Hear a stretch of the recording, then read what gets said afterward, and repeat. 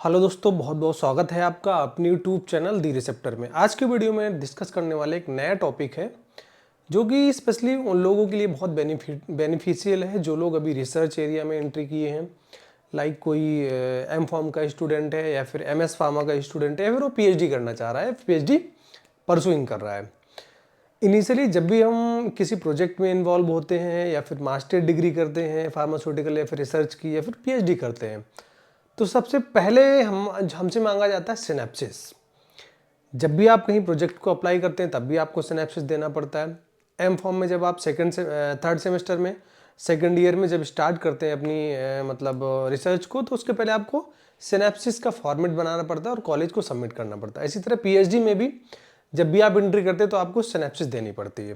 भाई क्या है सिनेप्सिस, कैसे बनाएंगे और क्या क्या पॉइंट है, तो बहुत ध्यान से आपको समझना है कि सिनेप्सिस में क्या होता है। और मैंने इसमें एग्जाम्पल भी लिया है।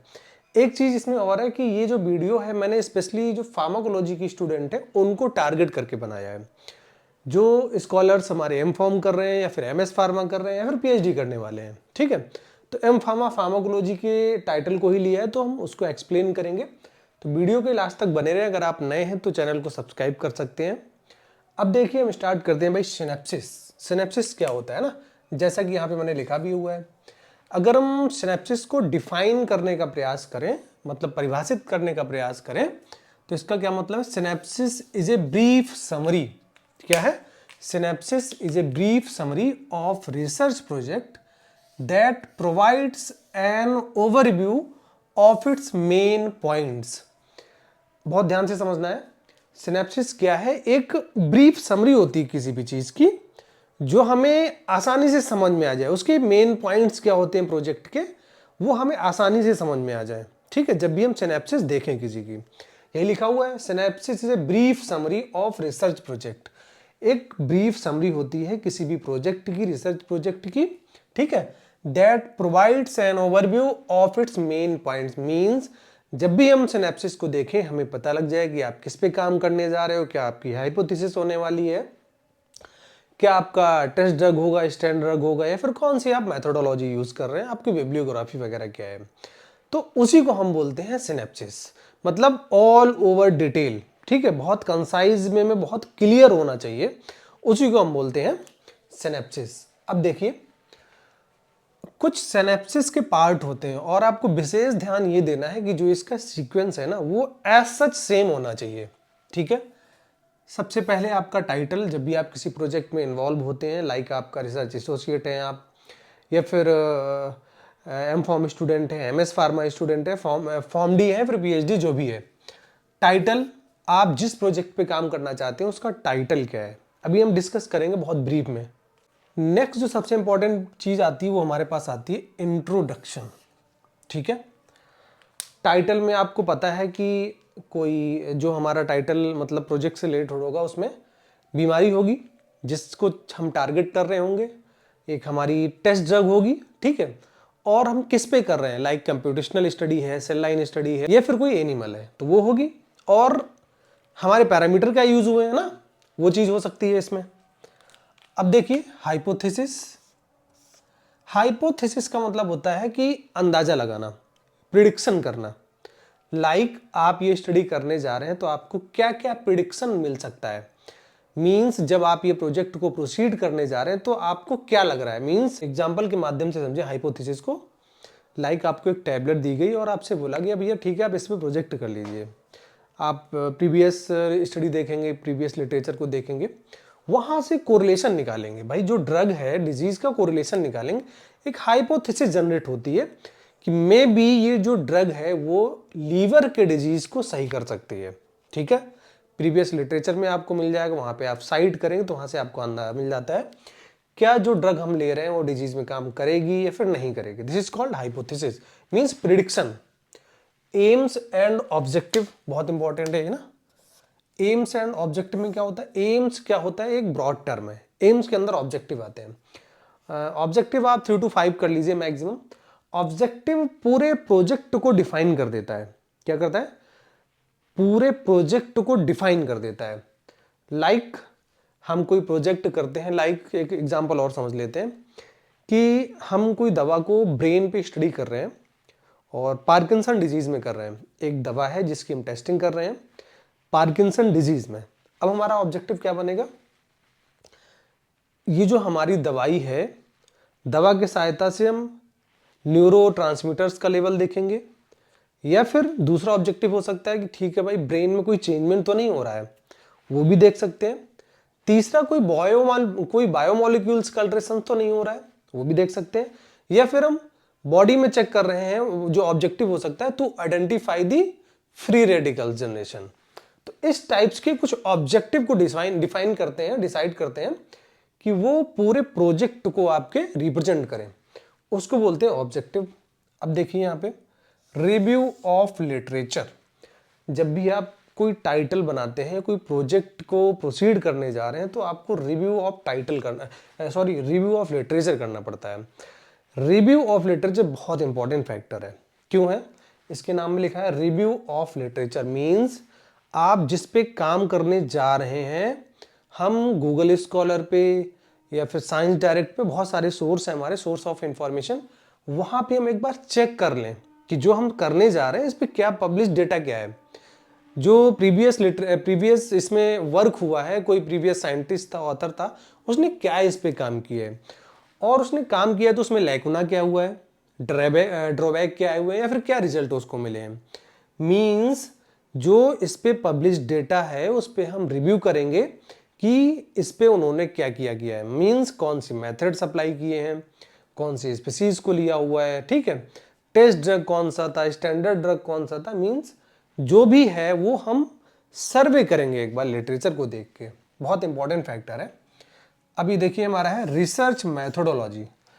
रिसर्च मैथोडोलॉजी का मतलब होता है कि डेटा एनालिसिस करते हैं हम इसमें, और जो भी डेटा हमारा आएगा हम उसको कैसे आइडेंटिफाई करेंगे।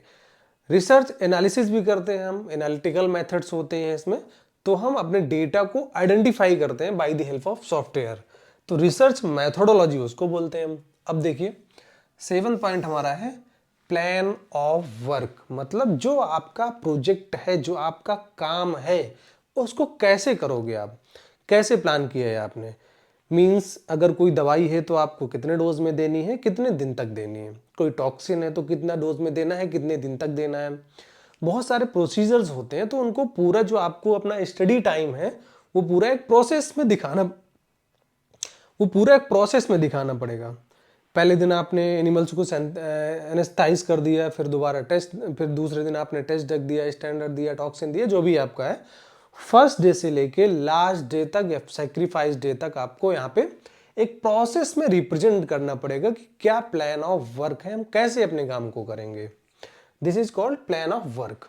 अब देखिए जो 8 नंबर है वो है एक्सपेक्टेड आउटकम्स। एक्सपेक्टेड आउटकम्स का मतलब होता है भैया हमने टाइटल डिजाइन कर लिया, लिटरेचर कर लिया, ऑब्जेक्टिव बना लिए, अब भाई एक्सपेक्टेड आउटकम्स क्या मिलने वाले हैं। एक्सपेक्टेड आउटकम्स का मतलब होता है प्रिडिक्टरी रिजल्ट, मींस अगर हम अपने टाइटल में कोई दवा का रिसर्च करने जा रहे हैं तो हमें क्या क्या मिल सकता है ना। अब जैसे मान लो दूसरा एग्जांपल के माध्यम से समझे एक्सपेक्टेड आउटकम में, लाइक आपने एक स्टडी चालू की जिसमें पैरासीटामोल है, पैरासीटामोल की स्टडी आप कर रहे हैं, पैरासीटामोल की स्टडी आप कर रहे हैं लीवर पे, ठीक है। अब इसमें एक्सपेक्टेड आउटकम्स आपके क्या हो सकते हैं, लाइक पैरासीटामोल लीवर को टॉक्सिसिटी प्रोवाइड करा रहा है, लीवर के मार्कर्स को चेंज कर रहा है, लीवर में इन्फ्लेमेशन को कॉज कर सकता है, या लीवर को प्रोटेक्ट कर सकता है। ये मैंने एग्जांपल दिया आपको ना। मींस जो भी स्टडी है आपकी based on hypothesis and as well as based on review of literature, आपको ये डिसाइड करना पड़ेगा कि उसके आने वाले आउटकम्स रिजल्ट क्या हो सकते हैं, क्या है नहीं, ये चीज नहीं, कंफर्म नहीं है यहाँ पे, मतलब फ्यूचर में क्या हो सकते हैं अगर हम ये स्टडी को परफॉर्म करेंगे तो हमारे क्या रिजल्ट की पॉसिबिलिटी बन सकती है। This is called expected outcome. Next हमारे पास है बिब्लियोग्राफी। बिब्लियोग्राफी में होता है रेफरेंस। भैया हमने टाइटल को डिजाइन कर लिया, इंट्रोडक्शन हो गया हमारा, ठीक है, हाइपोथेसिस भी जनरेट कर ली, एम और ऑब्जेक्टिव भी हमने 4-5 लिख दिए जहां तहां से, और लिटरेचर भी देख लिया भैया गूगल स्कॉलर पे, गूगल पे, एनसीबीआई पे, साइंस डायरेक्ट पे, पबमेड पे, जहां भी देखना है हमें सोर्स में, लिटरेचर भी देख लिया, और डेटा को एनालिसिस करने का तरीका भी पता लग गया भाई, काम को कैसे करना है वो भी पता लग गया कि कौन सी दवाई कब देनी है कब नहीं देनी है। ठीक है। और हमें यह भी पता लग गया भैया इस प्रोजेक्ट से ये रिजल्ट मिल सकते हैं, लेकिन ये जो सब सारी चीजें हो रही हैं ना, उसका एविडेंस क्या है? आपने कैसे डिसाइड कर लिया कि इस दवा से ये एक्सपेक्टेड आउटकम्स हो सकते हैं? ये कौन डिसाइड करेगा? बिब्लियोग्राफी, इसको बोलते हैं रेफरेंस। रेफरेंस का मतलब होता है कि जो भी आप स्टडी कर रहे हैं वो किसी ना किसी ऑथर का, किसी ना किसी साइंटिस्ट का काम पहले हुआ होगा, वहां से आपने अपने स्टडी को कोरिलेट किया। इसीलिए रिसर्च के फील्ड में जो बिब्लियोग्राफी है या फिर रेफरेंस है, बहुत इंपॉर्टेंट रोल प्ले करता है। ऐसा नहीं होता है रिसर्च में कि आपने बोल दिया ठीक है भैया पैरासीटामोल आप एक गोली खा लीजिए और आपका न्यूरो डिजनरेशन सही हो जाएगा। साइंस में ऐसा नहीं होता है, रिसर्च में ऐसा नहीं होता है, स्पेशली फार्मास्यूटिकल साइंस। अगर आपने बोला है ना कि पैरासीटामोल खाने से न्यूरो डिजनरेशन सही हो जाएगा, तो आपको इसके एविडेंस देने पड़ेंगे, रेफरेंस देना पड़ेगा भैया कहाँ लिखा है ऐसा। भाई कोई साइंटिस्ट, कोई ऑथर ने बोला है ऐसा, उसने काम करके दिया है इस पे, तभी हम उसको डिसाइड करके बता सकते हैं कि पैरासीटामोल रियल में वर्क करती है न्यूरो पे या फिर नहीं करती है। तो उसका हमें रेफरेंस देना पड़ेगा। अगर हम बोल रहे हैं कि पैरासीटामोल टैबलेट हमारी जाती है ब्रेन बॉडी में जाती है और फीवर को कम कर देती है, इन्फ्लेमेशन को कम कर देती है, तो इसके पीछे एक साइंटिफिक बैकग्राउंड है, हमारे पास नंबर ऑफ रेफरेंसेस हैं, एविडेंस है कि ये पैरासीटामोल है, कॉक्स से इन्वेड करती है, कॉक्स पे बाइंड होती है, जो इन्फ्लेमेटरी मार्कर्स हैं उनको रिड्यूस कर देती है। तो वो एविडेंस है। उसी तरह जो भी काम आप ये कर रहे हैं ना, उसके पीछे का एविडेंस क्या है, क्या सोर्स है, कैसे आपने पता लगाया भाई कि ऑब्जेक्टिव क्या बनाने हैं हमें, तो उस सब चीजों को बोलते हैं बिब्लियोग्राफी। हमें हर चीज का रेफरेंस देना पड़ेगा।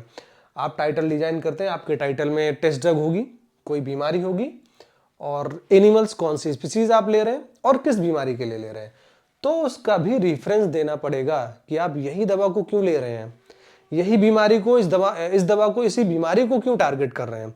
तो उसके पीछे भी आपको रेफरेंसेस प्रोवाइड कराने पड़ेंगे, तभी आपकी स्टडी को कंप्लीट माना जाता है। एक चीज और समझ लीजिए, यहाँ पे जो बिब्लियोग्राफी रेफरेंस की बात करें, वो आप ट्राई करिए कि रिसेंट के यूज करिए। लाइक 2024 चल रहा है, अभी 2024 चल रहा है, तो आप प्रयास करिए कि 2022, 23, 24 के ही प्रोवाइड कराइए। ऐसा नहीं कि अभी 2024 चल रहा है और आप दे रहे हैं 1995, 1997 का रेफरेंस, वो थोड़ा सा रेलिवेंट कम माना जाता है ना। तो प्रयास करिए हमेशा टू प्रोवाइड रिसेंट बिब्लियोग्राफी और रिसेंट रेफरेंसेस। अब भैया इतना तो आपको समझ में आ गया होगा, ठीक है। और मैं फिर कह रहा हूँ कि जो सीक्वेंस है ना, लाइक टाइटल फर्स्ट होगा, फिर इंट्रोडक्शन होगा, हाइपोथेसिस होगी, एम ऑब्जेक्टिव होंगे, रिव्यू ऑफ लिटरेचर होगा, रिसर्च मेथोडोलॉजी होगा, प्लान ऑफ वर्क होगा, एक्सपेक्टेड आउटकम होंगे एंड बिब्लियोग्राफी। इनका एक सीक्वेंस है, उसी सीक्वेंस में आपको देना पड़ेगा, ठीक है। तो आप इसका स्क्रीनशॉट भी ले सकते हैं अभी। अब देखिए, हम किसी प्रोजेक्ट को अगर डिजाइन करते हैं, लाइक किसी टाइटल को डिजाइन करते हैं, कोई स्टडी करना चाहते हैं, मैंने आपको बताया कि हम जो वीडियो बना रहे हैं वो स्पेशली फार्माकोलॉजी के स्टूडेंट है, उनको टारगेट करके बना रहे हैं। वो चाहे आपकी एम फॉर्म के स्टूडेंट हो या फिर कोई प्रोजेक्ट को डिजाइन करने जा रहे हैं, प्रोजेक्ट को सबमिट करने जा रहे हैं फंडिंग एजेंसी में, लाइक डीएसटी है, डीबीटी है, आईसीएमआर है, या फिर वो पीएचडी स्कॉलर है, उसके ध्यान में रखते हुए बना रहे हैं हम। अब देखिए, किसी भी प्रोजेक्ट को डिजाइन करने के लिए हमने एक छोटा सा एग्जाम्पल लिया है कि प्रोजेक्ट को डिजाइन करने के लिए हमें किस चीज की रिक्वायरमेंट होती है। प्रोजेक्ट मतलब जो हम काम करने जा रहे हैं, जो रिसर्च करने जा रहे हैं, उसमें क्या क्या नीड पड़ेगी। सबसे पहले तो हमें यह पता होना चाहिए कि हम किस डिजीज पे करेंगे, क्लियर हुआ। और उस डिजीज के टारगेट मींस अगर कोई दवाई है तो भाई हम उस दवा से लीवर को सही कर रहे हैं, रिनल को सही कर रहे हैं, स्किन को सही कर रहे हैं, आई को सही कर रहे हैं, ब्रेन को सही कर रहे हैं, फिर कोई सेल को स्पेशली हम टारगेट कर रहे हैं, तो हमारे पास डिजीज होगी और टारगेट साइट होगी, क्लियर। अब यहाँ पे हमारे पास दूसरी चीज का होना बहुत जरूरी है, वो स्टैंडर्ड ड्रग। स्टैंडर्ड ड्रग का मतलब होता है कि एक तो होता है मॉडल, ठीक है, मॉडल अभी नीचे आएगा। स्टैंडर्ड ड्रग मतलब होता है जिससे हम कंपेयर करते हैं।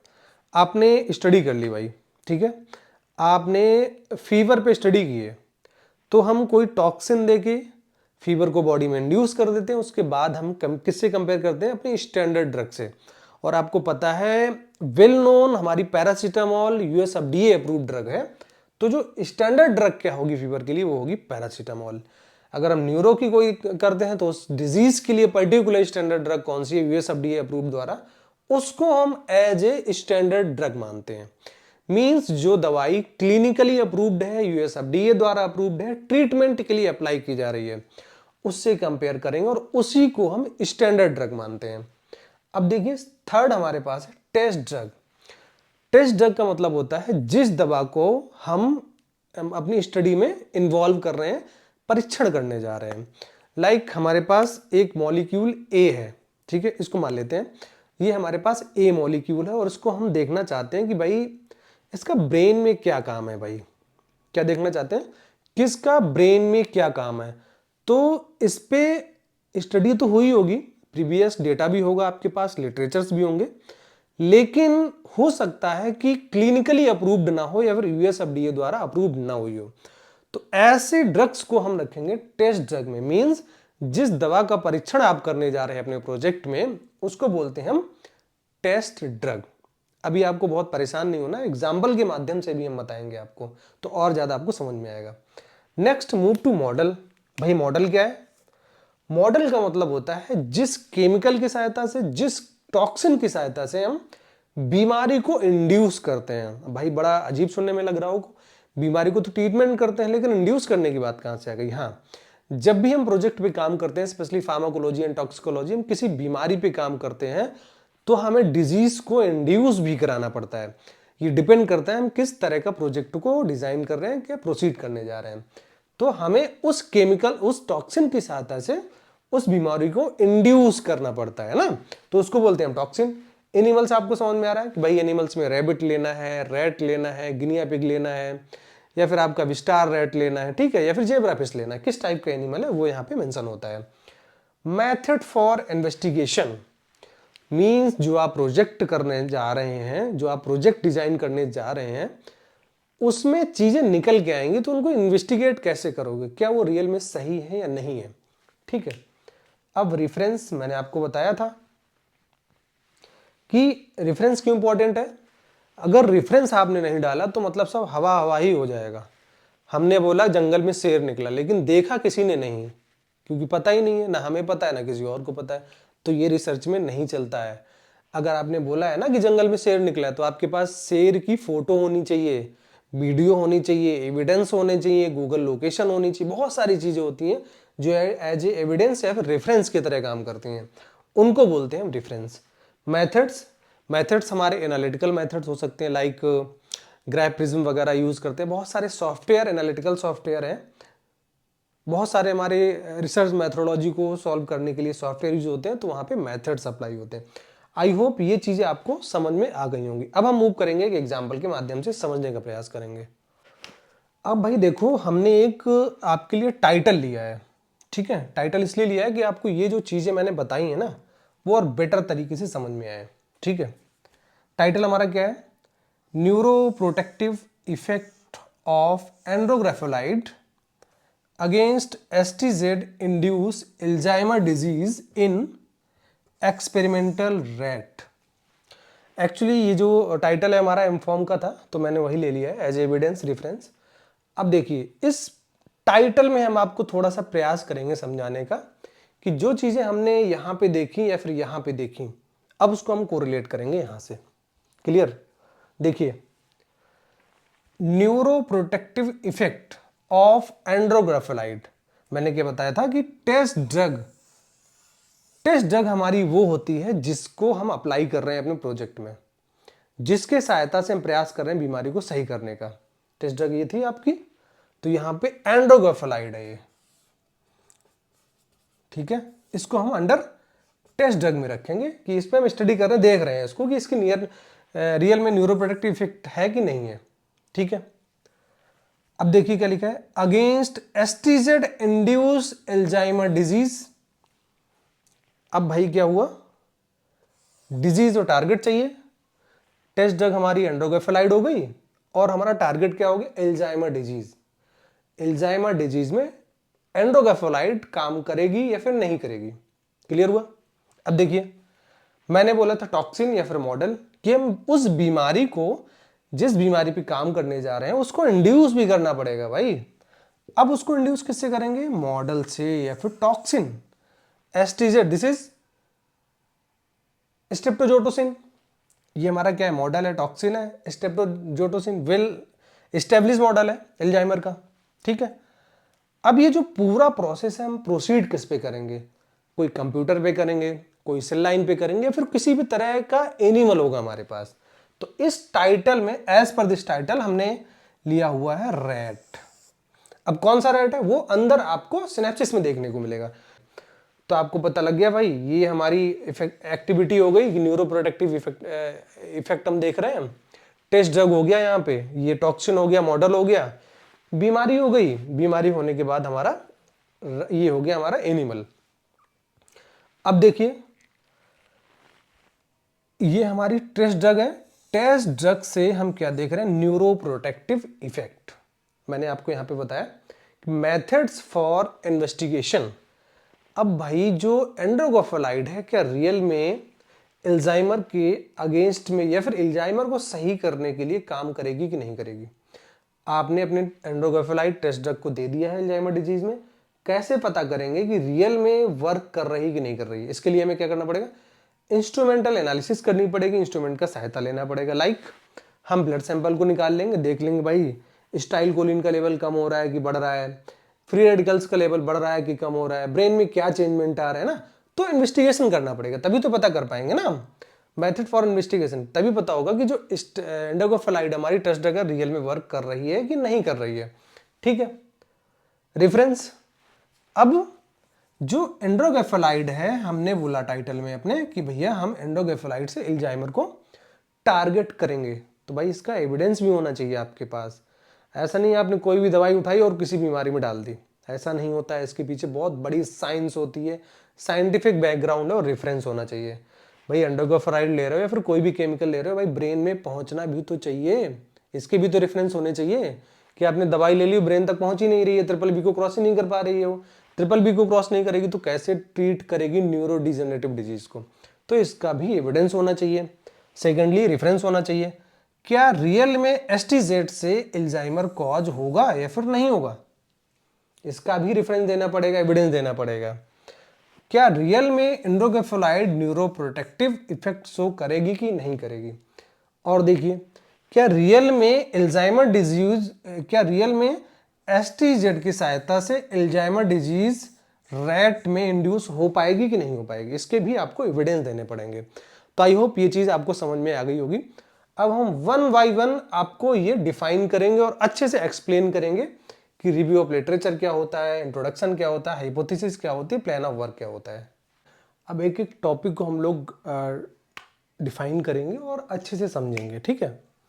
देखिए, अब जो फर्स्ट टॉपिक था आपका सिनेप्सिस में, वो था टाइटल। याद ही होगा आपको ना टाइटल। अब इसमें लिखा है neither be too short nor too long. Title एक प्रोजेक्ट की बैकबोन होती है। जो पूरी जान है ना एक प्रोजेक्ट की, वो टाइटल में होती है। आपने वीडियो की शुरुआत में देखा था, हमने टाइटल आपको एक एग्जांपल दिया था, हमारा था neuro protective of andrographolide against STZ induced Alzheimer disease in experimental rat. ये पूरा टाइटल था। इस टाइटल में आपको टेस्ट ड्रग भी मिल रही है, डिजीज जिस पे काम करना है वो भी मिल रही है, और किस पे काम करना है, लाइक एनिमल्स पे, एक्सपेरिमेंटल रैट। मीन्स हर चीज उस टाइटल में आपको पढ़ने के बाद समझ में आ जाए भैया कौन सी बीमारी की बात चल रही है, किस दवा की बात चल रही है और किस पे आप काम करोगे। सेल लाइन पे कर रहे हो, रैट्स एनिमल्स पे कर रहे हो, या फिर ह्यूमन बॉडी पे कर रहे हो, क्लिनिकल ट्रायल्स में कर रहे हो, कंप्यूटेशनल स्टडी कर रहे हो। टाइटल्स को पढ़ के ही हमें अंदाजा लग जाता है कि आगे स्टडी में क्या है। अब अगर आप टाइटल को थोड़ा और एग्जाम्पल के माध्यम से हम समझाएं, प्रयास करें। लाइक कभी भी आपको बहुत छोटा टाइटल नहीं बनाना है, छोटा नहीं बनाना है, और जिसमें इंफॉर्मेशन भी ना मिल रही हो वो भी टाइटल नहीं डिजाइन करना है। लाइक आपने कह दिया भाई neuro protective effect of Apple, क्या आपने टॉक्सिन का नाम नहीं दिया, मॉडल का नाम नहीं दिया, ना ही डिजीज का नाम दिया, गलत हो जाएगा। तो आपको पूरा टाइटल डिजाइन करना है, डिजीज भी है, मॉडल भी है, टेस्ट ड्रग भी उसमें शामिल है, और आपका किस पे करना है वो भी वहां पे मिल रहा है, तो उसको पूरा टाइटल बोलते हैं। पूरी बैकबोन होती है पूरे प्रोजेक्ट की टाइटल में ना। अब बात करें भाई, सेकंड हमारा है इंट्रोडक्शन। इंट्रोडक्शन ये थोड़ा सा मैंने यहाँ पे लिखा हुआ नियरली 1 पेज, ये चेंज हो सकता है बेस्ड ऑन प्रोजेक्ट आपका, कि आप कहीं फंडिंग एजेंसी को सबमिट करने जा रहे हैं, आप एम फॉर्म में, पीएचडी में, ये डिपेंड करता है, तो वेरी कर जाता है ना। अब इंट्रोडक्शन में आपको क्या क्या शामिल करना है, उस दवा को शामिल करना है, टेस्ट ड्रग को, स्टैंडर्ड को भी बताना पड़ेगा, मॉडल, टॉक्सिन जिससे आप बीमारी को इंड्यूस कर रहे हैं, कौन कौन से मेथड अप्लाई हो रहे हैं और कौन सी डिजीज पे कर रहे हैं, ये कंपलसरी इसमें बताना पड़ेगा आपको।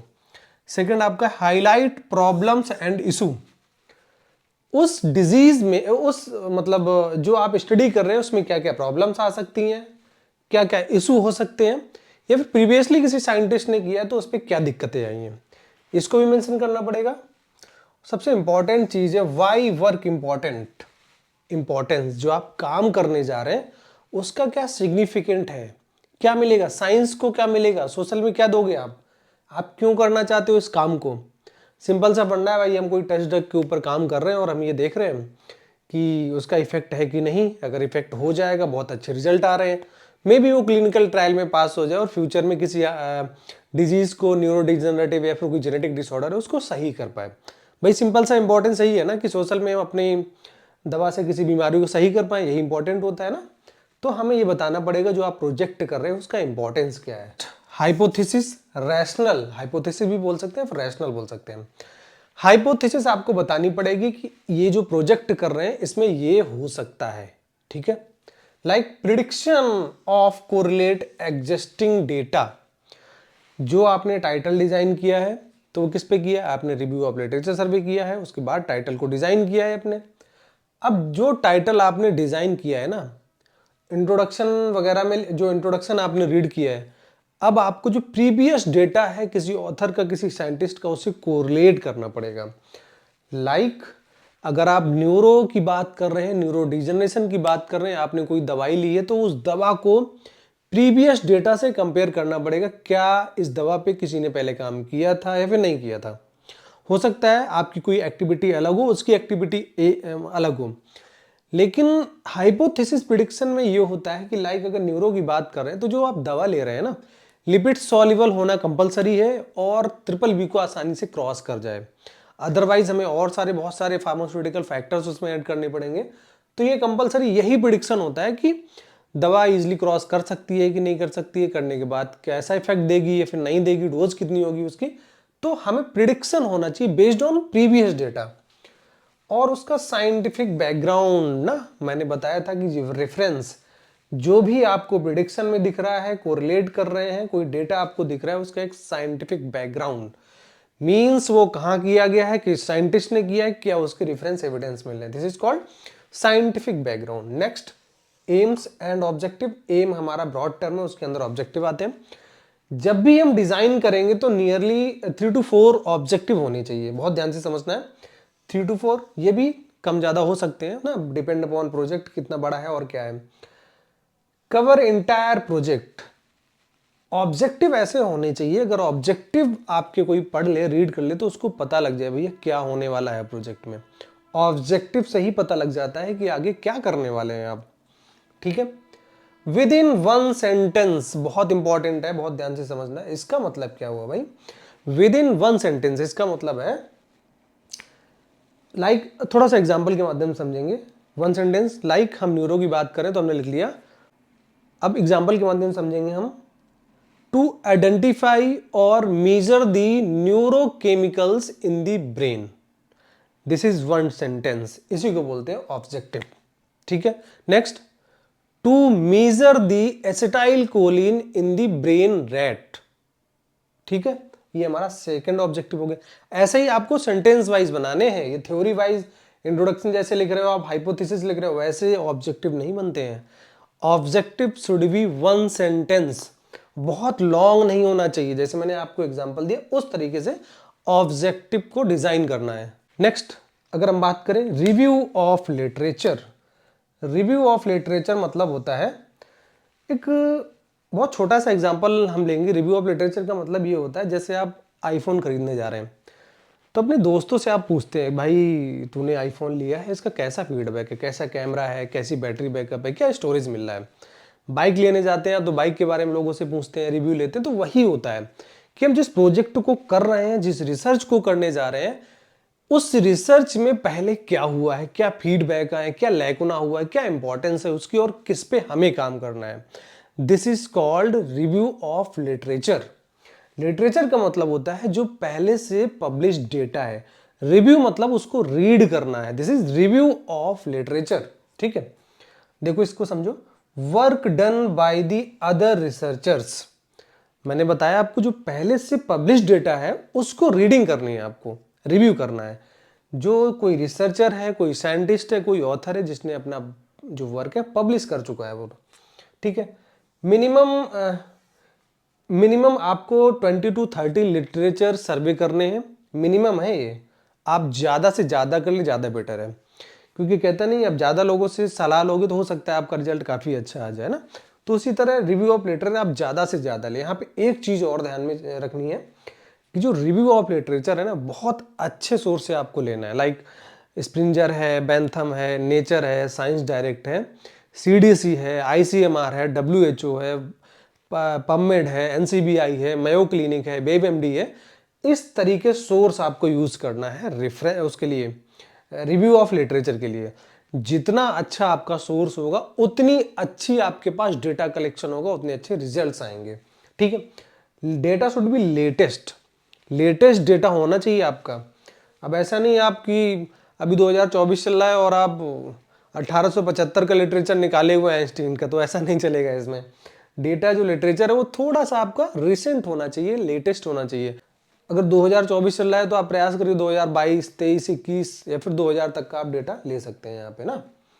Latest data. Plan of study, उस स्टडी को कैसे प्लान किया गया है पब्लिश डेटा में, तो वो भी चीजें आपको यहाँ पे रिव्यू ऑफ लिटरेचर में ही देखना है। नेक्स्ट मूव करते हैं हम रिसर्च मैथोडोलॉजी। रिसर्च मैथोडोलॉजी में वही क्या होता है, अब इसके अंतर्गत हम क्या करते हैं, डेटा को एनालिसिस करते हैं। ठीक है, डेटा कलेक्शन कैसे करते हैं, डेटा कलेक्शन करते हैं। एथिकल क्लियरेंस, एथिकल क्लियरेंस का मतलब होता है कि लाइक अगर आपके टाइटल में कोई एनिमल है तो एनिमल कमेटी से आपको अप्रूवल लेना पड़ेगा ना, तो उसको बोलते हैं एथिकल क्लियरेंस। स्टडी सेटिंग मतलब जो आपकी स्टडी वो कहाँ हो रही है, किस लोकेशन में है। एंड स्टडी मेथड्स, कौन कौन से मेथड्स आप अप्लाई करने जा रहे हैं। डेटा एनालिसिस हम किससे करते हैं, कोई सॉफ्टवेयर होगा भाई, ग्राफिज्म वगैरह है, या फिर जो भी आपको यूज कर रहे हैं, बहुत सारे आप AI टूल्स वगैरह आ गए हैं कि डेटा को हम कलेक्ट कर सकते हैं और डेटा को एनालिसिस कर सकते हैं।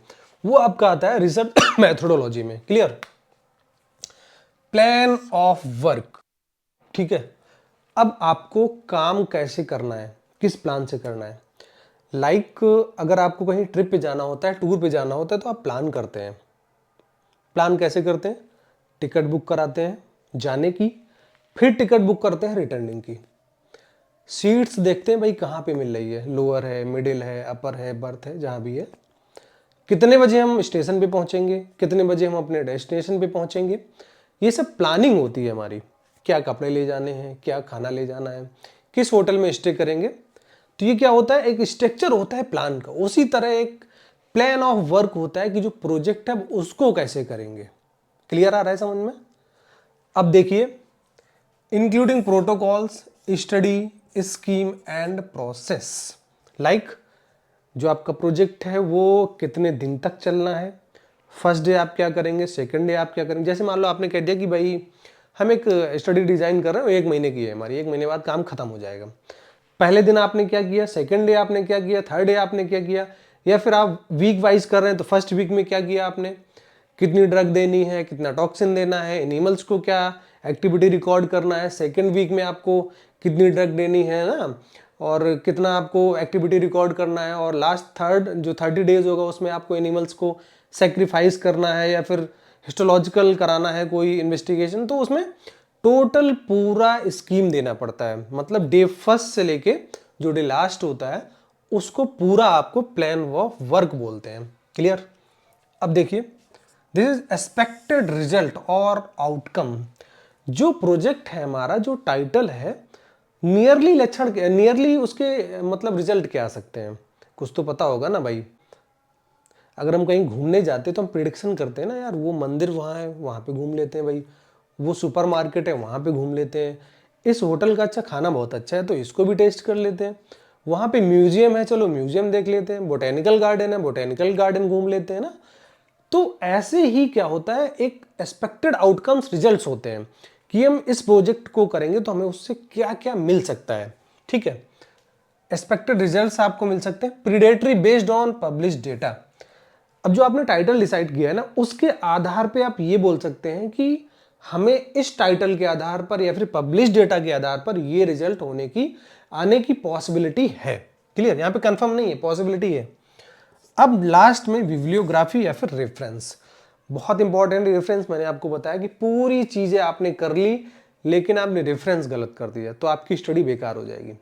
मीन्स फिर तो सब हवा हवाई हो गया, ना हमें कुछ पता है ना आपको कुछ पता है, लिख कुछ और रहे हैं चल कुछ और रहा है, तो पूरा गलत हो जाएगा। जो भी चीज़ें आपने अपने टाइटल में दी हैं, अपने प्रोजेक्ट में दी हैं, अपने रिसर्च में दी हैं, उनको सबको बताना पड़ेगा। टेस्ट ड्रग आपने क्यों ली है, टेस्ट ड्रग की डोज कितनी ली है, कितनी डोज ली है, क्या फ्रीक्वेंसी है उनकी, आपने मॉडल कौन सा लिया है, टॉक्सिन कौन सा लिया है, मैक्सिमम डोज कितनी है, मिनिमम डोज कितनी है, कौन सा एनिमल लिया है, पूरी चीज़ों का आपको रेफरेंस देना पड़ेगा, एविडेंस देना पड़ेगा। ठीक है, ये भी पता है आपको कि बिब्लियोग्राफी शुड बी लेटेस्ट, बहुत ओल्ड रेफरेंस नहीं देना है, लेटेस्ट में देना है आपको। कुछ एग्जांपल भी हैं आपके बिब्लियोग्राफी रेफरेंस, लाइक वैंकूवर चलता है या फिर हार्वर्ड चलता है, ऐसे बहुत सारे रेफरेंसेस होते हैं। अब छोटा सा एक क्वेश्चन आता है कि पूरी सिनेप्सिस बनाने में हमें कितने पेज रिक्वायरमेंट है, कितने बना लिया जाए। तो मैंने यहाँ पे लिखा हुआ है कि should be 10 to 30 pages based on project. ये डिपेंड करता है प्रोजेक्ट